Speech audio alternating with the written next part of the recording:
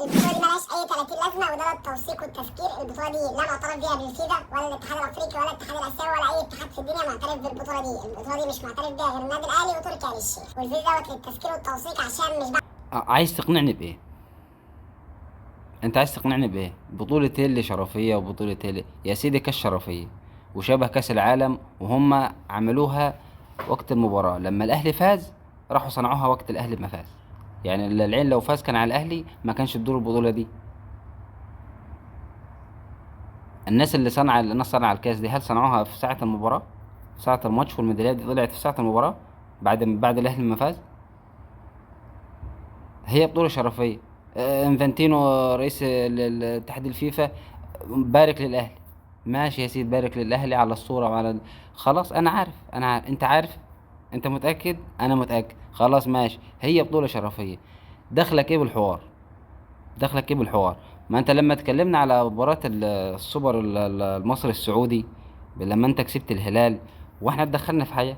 مش انت اللي طلبت تقول لك دي بطولة رسمية واحسبوها لنا بطولة؟ عايز تطلع ترند، عايز تطلع ترند، اتكلم على الاهلي كويس، اتكلم على، عايز تطلع هنطلعك والله. ادوا له لايكات يا جماعه، ادوا له لايكات، ادوا له لايكات، هي ادوا له لايكات، ادوا له لايكات. كل واحد بيطلع يتكلم دماغه فيها عقم، فيها عقم، ما بتخلفش افكار، واقفه واقفه. كل واحد عايز يتكلم، يطلع في النادي الاهلي. اسيب مشاكلي انا واسيب الدنيا كلها في النادي بتاعي، وامسك في مين؟ في النادي الاهلي. فزت على الاهلي، احنا فزنا على الحكام والرشاوى والفلوس. خسرت من الاهلي، احنا خسرنا بالرشاوى والحكام والفلوس والظلم. لا، ما في ايه، في إيه؟ انا مش فاهم والله العظيم. اتكلم مبروك يا سيدي. مش عايز اطلع مبروك، ما تعملش الفيديو اساسا، ما تعملش الفيديو اساسا. لو بصيت في التعليقات هتعرف ان انت غلط. عايز تفهم فين؟ انت فهم نفسك، فهم نفسك وارتاح واطمن. وبارك للناس اللي جت من الامارات دي، والله الحمد لله على السلامه ووصولكم مصر الحبيب. ايه اللي دخلك انت في مباراه الاهلي والعين وبطوله الكونتيننتال دي؟ عايز ايه منها انت؟ فاهم فيها ايه؟ بس قول لي وانا افهمها لك.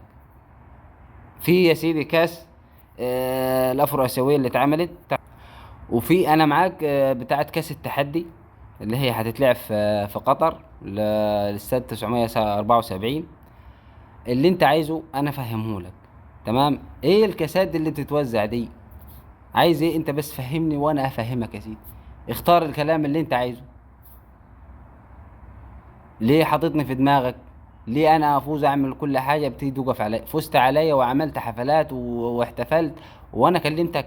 ما انا اعترفت بالهزيمه لان انا ما كنتش هستاهل الفوز. ولو فزت هطلع واقول لك ان احنا ما استاهلناش بالفوز وفزنا بالحظ. ليه ما تعترفش بالواقع اللي انت فيه؟ ما تخليك في حالك يا عم، ما تخليك في حالكم يا جدعان. كرهته خلاص بقى، خلاص. يا ساتر، يا ساتر.